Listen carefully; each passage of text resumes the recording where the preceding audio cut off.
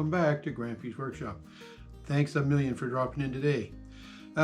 Today's project, it's a different kind of a project. Remember a while ago I made a box joint box to put on my shelf that I made up here in the workbench?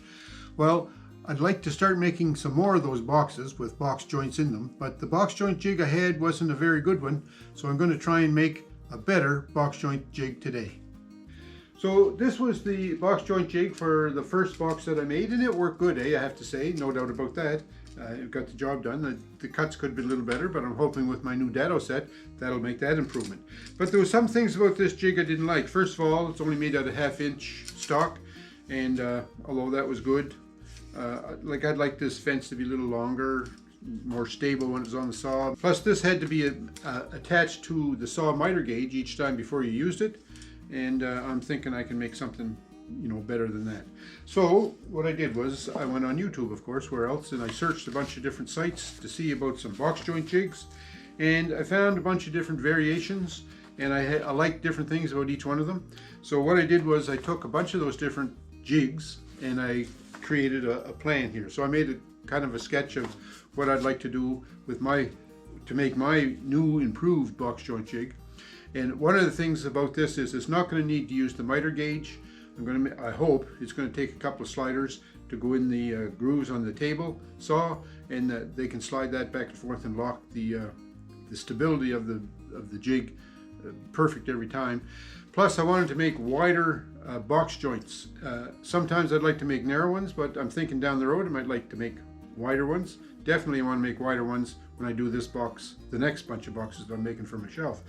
So I'm going to try to incorporate into this box joint jig some adjustability for how wide I can make the grooves and the fingers on the box joint. So let's go see how I make out on that. I have to cut up this 3/4 inch plywood. I'm just going to lay out and measure these parts and cut them, and then when it comes time to assembly, we'll go through this in a little bit more detail about why the parts are cut the way they're cut. Okay, how'd that sound? So I've been working along on my jig, and it's just about ready to start putting it together, but I had to glue some pieces of plywood together to make, I guess what you'd call the heart of the jig. So I have to let this glue set up. It's not set up just yet, so I can't continue much further with that, but I thought I'd take a break right now and just show you kind of like how it's going to go together. So I'm just going to set this aside, and I have this piece I cut this as a test piece to see if this setup was going to work. So these two pieces here, they're going to end up going in the slots. This piece is, like I say, the heart of it. Well, it'll be this piece that's in the clamps right now. So that's going to go there, right? This piece is going to go in the front, and then one of these pieces is going to go against this side, and then the other one's going to go here. And the idea of the two pieces is this front piece is going to be adjustable, minute adjustments back and forth, so that I can dial in the thicknesses of the grooves that I'm going to be cutting in it, the slots. And then, because my blade is going to be cutting through this piece here, I made this piece of hardwood here, it's just 2 inches wide. I'm going to recess that into this piece, so that'll be at the front like so.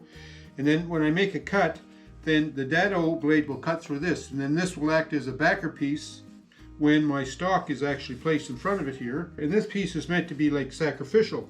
So as this gets cut, like say a 1/4 inch dado, there'll be a 1/4 inch slot in there, and then this will be attached with a screw or something. Then I can take that out, flip it around, and have maybe like a 1/2 inch dado on this side. So, one fence setup can do different sizes. That's kind of the idea, try to make the jig as flexible as possible. It's the next day now, so this glue is well dried up and cured. Now what we have to do is cut this block to the sizes that we need. So I cleaned up the glue edge on the sides of this backbone of the jig. So we need to cut this now to fit between these slots. So we're going to cut that about like this.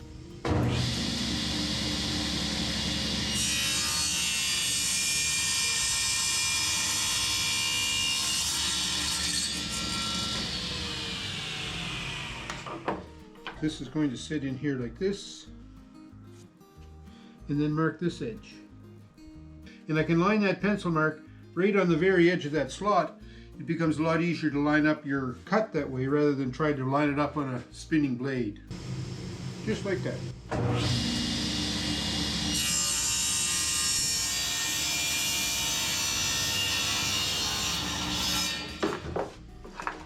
Let's see how we made out.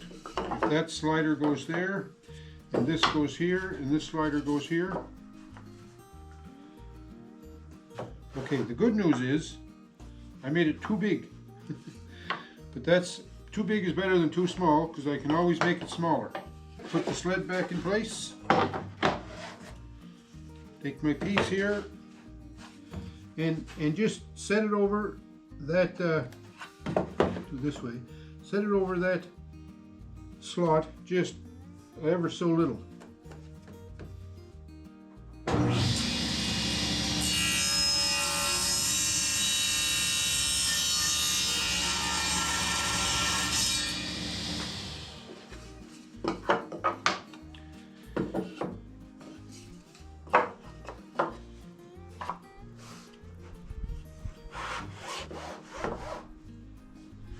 Okay, that doesn't fit too bad there right now. These slider ends are going to go in the slots on the table saw. But I don't want these sliders to bottom out in that slot. So that slot is about 7/16 of an inch deep. And what I've done is I have a piece of ranch wall here which is about 5/16 of an inch deep. So that means the difference in those is about an eighth of an inch. So that means I would have my slider up off the bottom of this slot by an eighth of an inch, which I think is about perfect. If I use this spacer under my main block here to locate these sliders. Then after doing that, then I located where the top of this block would be, found the midpoint, come in 1.5 inches from either end, and drilled my pilot holes. So we're going to set her like that on my 5/16 spacer. I'm going to put this guy on here. I'm going to put a clamp on it. So then we're going to put one screw in it right here.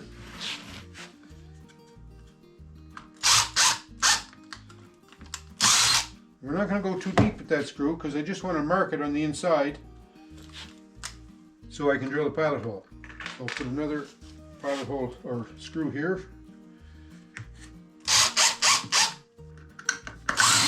Take these screws away. So I just want to drill a couple of pilot holes in here.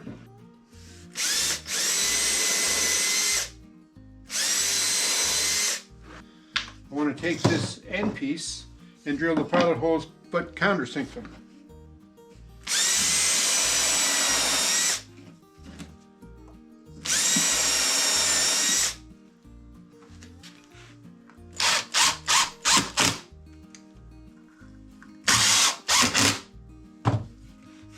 Okay, so there we have that one mounted. I'll do the same in the other one. Then I want to test it on the saw just to make sure that the measurements and everything are correct before I go gluing it up. Okay, see how this goes. It's a little tight. So one of the things I was dreading was making this centerpiece too short, and in fact that's exactly what I did. So there's several things you can do to fix that, but what I'm going to try to do is I'm going to take the end off, put some masking tape on this side, some masking tape on that side, and then that should maybe fatten that up a little. So let me try that and we'll be back. So I put some masking tape just on one side, and then I put the edge back on it. So now it fits in there pretty good, eh? A little bit of side slop in it, but I think, you know, by the time I get the fence on there, I think it'll be all right. So now the next step is I have to locate this fence on here. So to do that, I'm going to find the center point of the fence, the center point of the sled, line those marks up, drill some pilot holes here and screw that to these uprights, and then this will be my sled. So my base now is all assembled and the glue is dried up, so this is ready to go. Now we have to put the fence on it. I need to get my spacer back here again. Put my spacer in here, like so. Now this fence will go on here with my center line lined up here.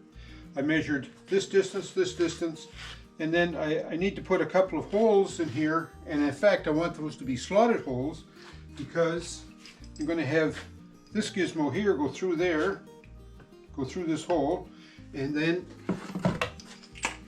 it'll bolt the front of this fence on here so that I can loosen this knob, make minute adjustments on this front fence, and then tighten the knob. I'll have a knob on either end, okay? So I'm going to go over my drill press now and drill those holes, try to elongate them, see how we make out with that. So I marked the hole and I center punched it right there, and the other one down at this end. So I have a brad point bit in my drill press now. I think that's going to assist me to get this hole started.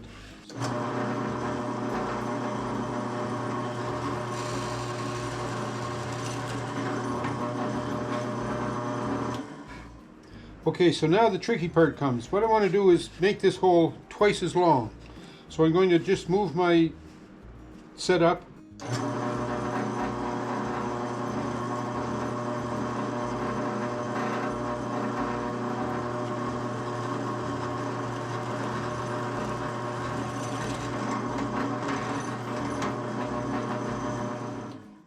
So there we go. Now all I have to do is clean up the joints in the middle and should be all right. Okay, so I'm going to take my chisel, just try to cut this ridge off there.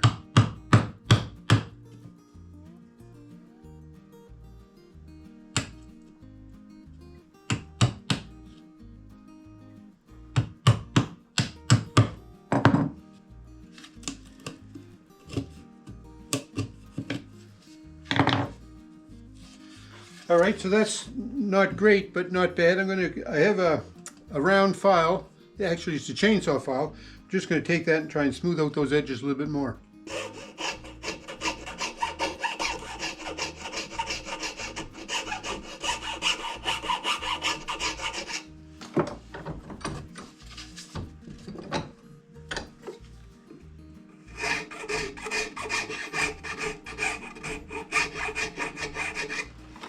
So now this is going to go through here, and there's room for that to slide back and forth. So that's all I'm after.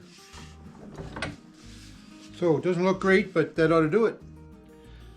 Okay, we're going to stop right now, pause a bit. This will be the end of part 1. I'm sorry this video is taking so long. I thought it was going to be a quick job, to build this box joint jig, but it's turned out to be quite a complex build, or I'm finding it complex. How about letting me know if you think it's complex too? But in the meantime, don't forget thumbs up me and stay tuned for part 2. That'll be up in my next video. Thanks for watching. Have a great week, folks, wherever you are, and we'll talk to you.